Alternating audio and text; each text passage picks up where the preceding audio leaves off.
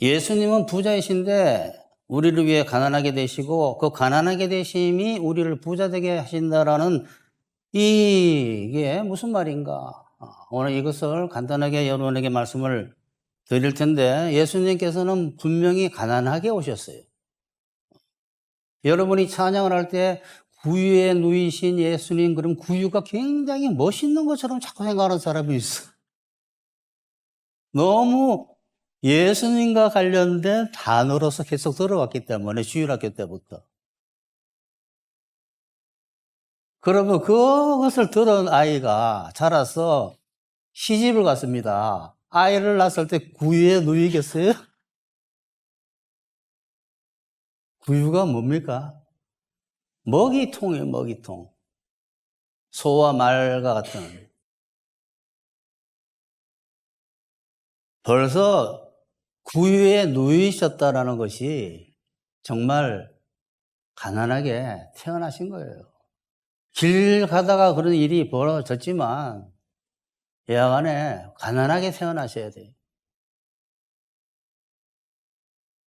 이제 성탄은 우리를 위해 예수님께서 가난하게 태어나셨고 나중에 죽으실 때 부자로 죽으셨다라는 것을 이제 말씀을 드릴 텐데 한번 들어봅시다. 첫 번째, 성탄은 금수저이신 하나님의 아들이 흙수저인 사람으로 태어나신 것이다. 갑자기 이게 금수저가 뭔 이야기일까요? 사람들이, 이 젊은 사람들이 아니, 젊은 사람들만 쓰는 게 아니에요. 신문에도 나오니까. 기자들도 이 말을 많이 쓰죠. 금수저다, 흙수저다. 성탄은 금수저이신 하나님의 아들이 흙수저인 사람으로 태어나신 것이다. 숟가락, 젓가락, 수저 그러잖아요. 숟가락, 젓가락이 왜 흙수저, 금수저 그럽니까? 숟가락, 젓가락은 먹고 사는 도구잖아요. 먹기 위해서 가지고 있는. 그리고 이 도구를 가지고 잘 먹고 잘 사는 것을 금수저라 그러고, 못 살고 못 먹고 사는 것을 흙수저라고 표현한 거죠.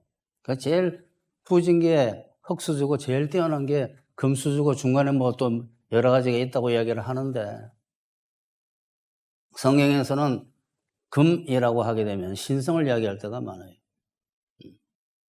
사람은 흙이라고 표현하잖아요. 흙에서 너가 창조되었으니 흙으로 돌아갈지니라. 야간에 그런 뜻의 금이 금과 흙이 아니라 지금 1번 제목은 예수님은 부유하신 분인데 그분이 이 죄를 져서 망한 집안인, 저주받은 이 집안인 아담의 몸을 입고 이 땅에 흙수저의 모습으로 태어나셨습니다.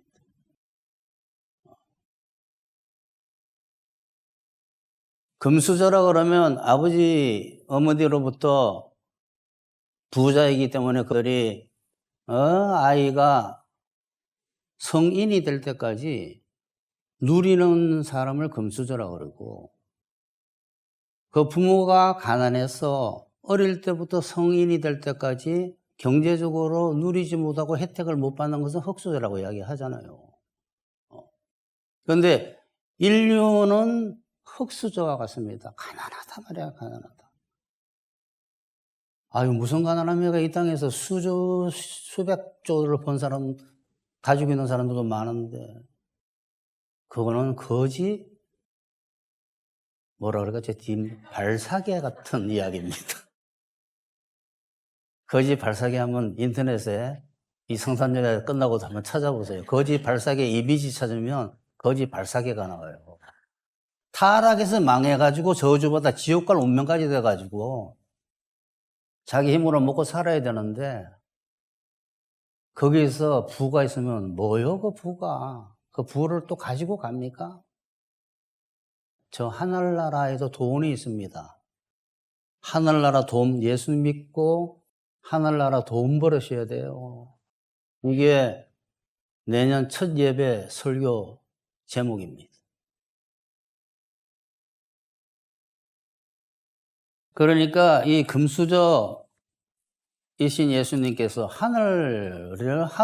여기서 말씀드리는 부자 거지라는 것은 이 땅에 거지 발사계 같은 부를 말하는 게 아니에요. 천국의 모든 것을 갖고 있으신 그분께서 이 참 참담한 이 세상에 참담한 세상의 인간의 모습으로 가장 낮은 모습, 이게 윤리적으로 낮은데 거하셨나 이런 이 신학자들 이야기 들으면 안 돼요. 그 윤리적인 이야기가 아니에요. 그렇게 오셔야 돼요, 반드시. 이거는 다음에 자세히 말씀을 드릴게요. 그러니까 정말 거지 같은 모습으로 오셔야 돼요, 예수님은. 왜? 우리의 모든 영육간의 어려움을 그가 다 담당하시면서 의를 이루어서 율법을 마쳐야 되기 때문에 그 부자의 상징인 하나님의 아들이신 예수님께서 거지의 상징이 되는 이 인류에 구원하시기 위해서 그 모습 그대로 오셨는데 가장 가난한 모습으로 오셔야 돼요. 그래서 가난한 사람도 신생아를 두지 않는, 다 방에서 아이를 낳잖아요. 아이들이 태어나잖아요. 아무리 가난해도 마구간에서 여물통에서 애를 놓지 않는. 근데 예수님은 하나님의 아들인데 짐승들이 거기서 자고 새끼를 놓는 마구간에서 외양간에서 태어났습니다. 그래서 여물통에 구유에 누이 있었어요. 여러분 자꾸 찬양하고 이러니까 그게 멋있는 데가 아니에요. 무슨 뜻이냐 그러면 정말 가난하게 오셨다. 그 짧은 생애를 사시는 동안 저주받은 상태로 똑같은 모습으로 오셔가지고 모든 고난을 받으시고 육체의 고난을 받으시고 심지어 사형수가 가는 그 사형털 위에 올라서서 다 고난을 받으시면서 율법을 마쳐야 되기 때문에 그렇게 오실 수밖에 없어요. 근데 율법을 다 마치고 난 뒤에는 돈을 다 버는 거예요. 이 흙수저들을 살리기 위해서. 그게 성경에 야곱이 그의 아내를 사기 위해서 쎄 빠지게 고생한 돈을 번 것과 똑같아요. 라반의 집에서.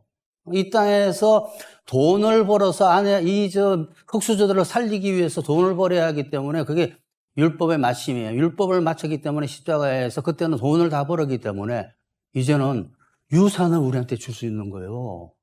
그래서 죽을 때는 부자였기 때문에 부자 묘실에서 장사 치렀습니다. 이 아셔야 돼요. 태어날 때는 가장 가난한 곳에서 태어나고 죽고 난 뒤에 장사는 상당히 부자라고 소문난 집에서 묘실에 들어갔어요. 근데 이게 성경에 예언을 하고 있어요.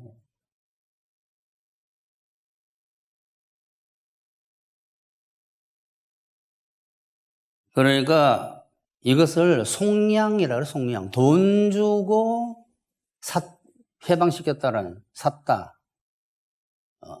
돈 주고 해방시켰다라는 거예요. 신분에서, 교회 신분에서. 참 어려운 이야기인데, 성경은 돈으로 뭐 했다는 이야기가 꽤 나와요. 이 비유로. 대속도 마찬가지예요. 속자가 들어가잖아요. 속자. 속자는 돈 줘가지고 빚을 갚았다라는 소리예요. 대속, 속량, 속죄. 이거를 위해서 오셨어요. 하늘의 그 부를 주기 위해서, 천국을 주시기 위해서 이 가난한 자들에게 예수님께서는 이 가장 가난한 인간의 모습으로 이 땅에 오셨습니다. 그게 고린도후서 8장 9절이에요.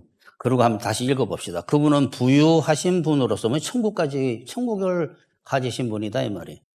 너희를 위하여 가난하게 되셨으니 이는 그분의 가난함을 인하여 너희가 부유하게 되도록 하려는 것이다. 이 한마디가 속량 대속, 예수님의 대속에 대한 이야기를 적어놨다 이 말입니다.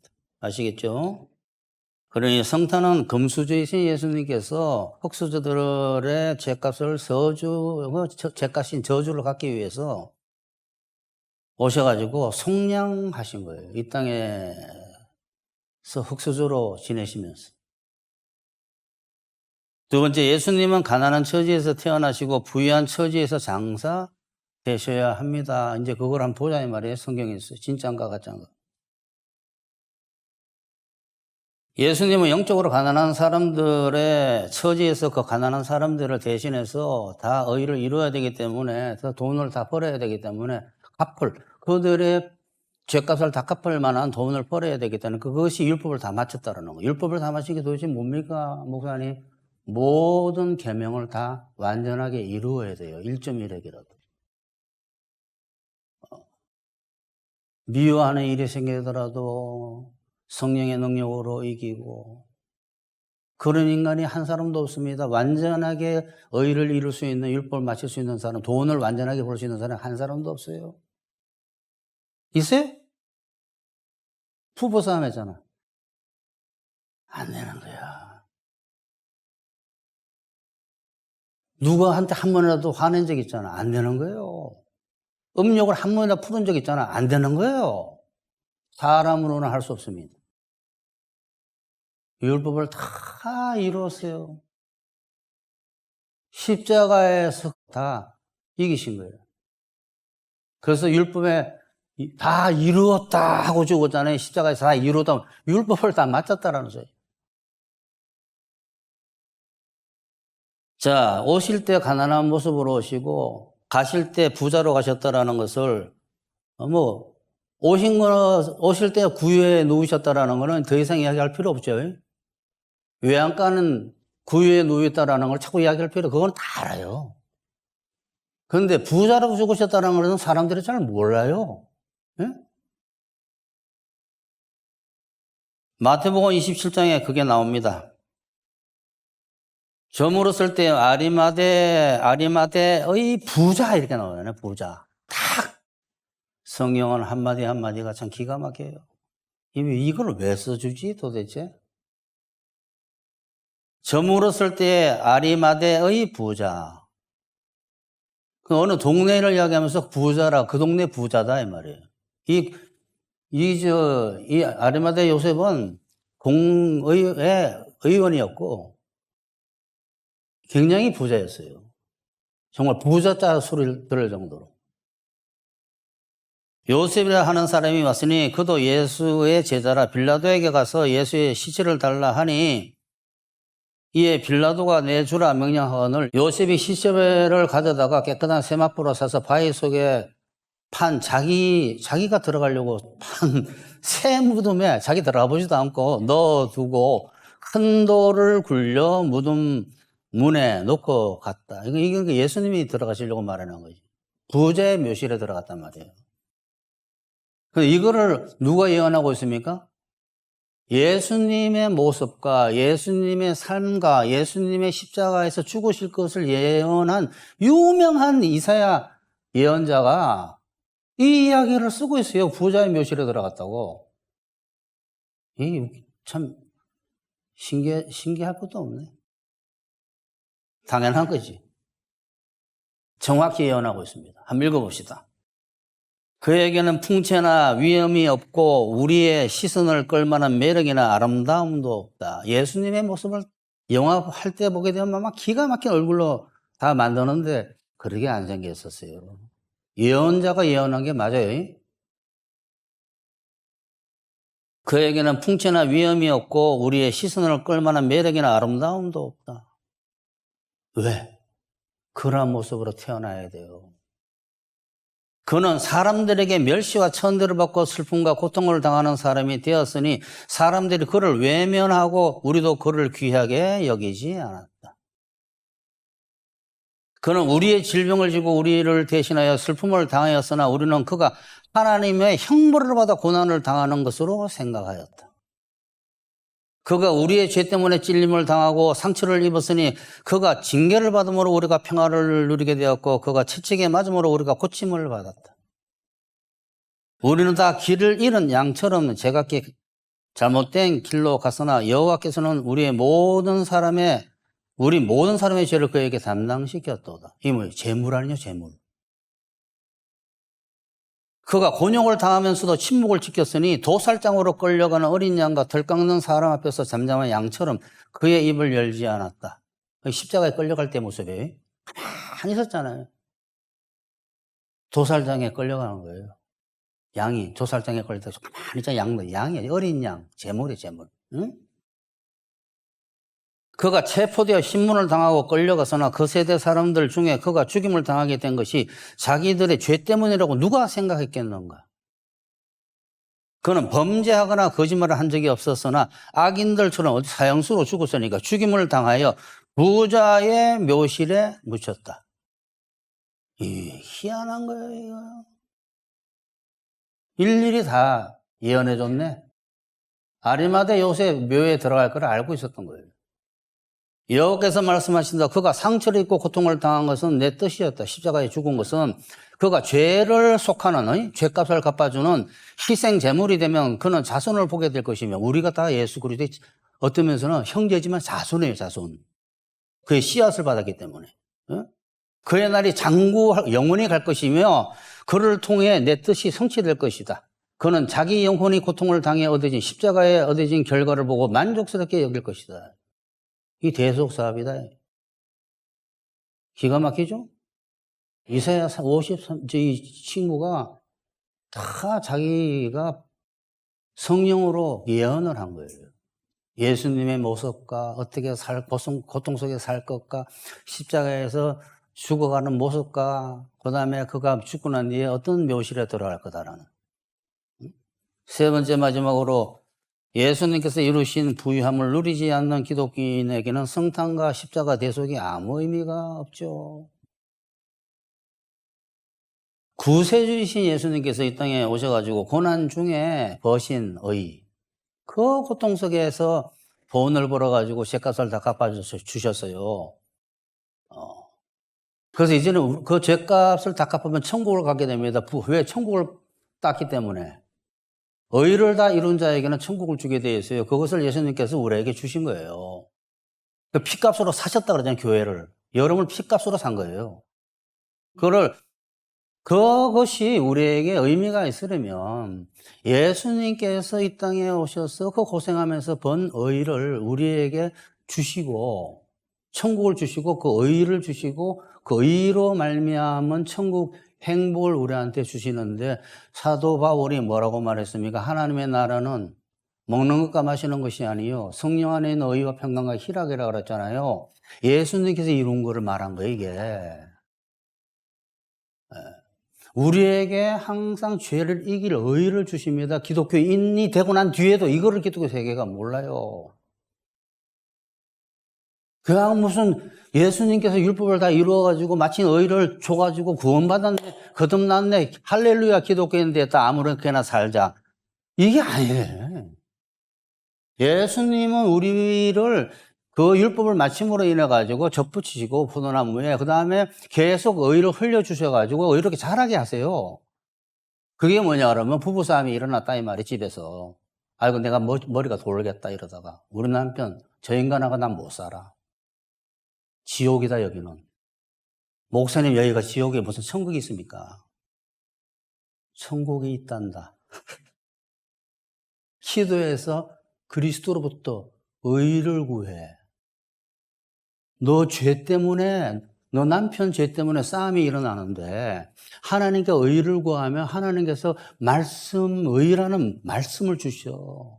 성령으로 얘야 하면서 못 들으면 설교에서 듣게 하셔요. 아니 능력을 주셔. 마음판이 바뀌기 시작해요. 그러니까 하나교회에 오면 부부싸움이 한 사람도 빠짐없이 급격히 줄어들어요. 나는 싫어. 나는 그냥 저 사람하고 헤어질 건데 무슨 부부싸움이. 아니 부부싸움 할래. 나는 헤어질 거야. 이러면 그것도 바뀌어. 그러니까 이 교회에는 부부싸움이 급격히 없어져요. 조금 전에 기도해서 의를 받아라 그랬죠. 믿고 살면 하나님의 역사로 이상한 일들이 벌어지면서 부부싸움이 약간씩 줄어들게 하는데 계속 부부싸움이 있는 이유는 뭡니까? 목사님, 저는 여기 이 교회에서 다 하나님의 뜻이 있어요. 어느 정도는 싸워야 돼. 율법을 이뤄야지. 예수님의 자취를 따라가는 거예요. 십자가 자취를. 복음은 여러분 능력이야, 능력. 공부하는 게 아니에요. 공부하는 게. 신비로운 능력이에요. 신비로운 능력. 그러니까 예수님께서 이루신 그것을 누려야 된다 그러면 다 뭐라고 생각합니까? 온 기독교 세계가 저 세상 천국 가는 걸 자꾸 생각하는 거예요. 이 땅에서부터 누리게 해주는데 십자가에서 이루신 하나님의 그 고난의 역사에서 벌은 하나님의 분은 이 땅에서부터 누리도록 해주세요. 이 땅에서부터. 매일 전쟁이 있는 거예요, 사실은. 왜? 가나안 땅은 매일 차지하는 것이기 때문에 참 피곤한데 여기가 사실은. 근데 여기가 뭐라고요? 밭이잖아, 밭. 밭이니까 피곤하지. 저기는 뭐라고 성경에 되어 있으면 곡간, 곡간.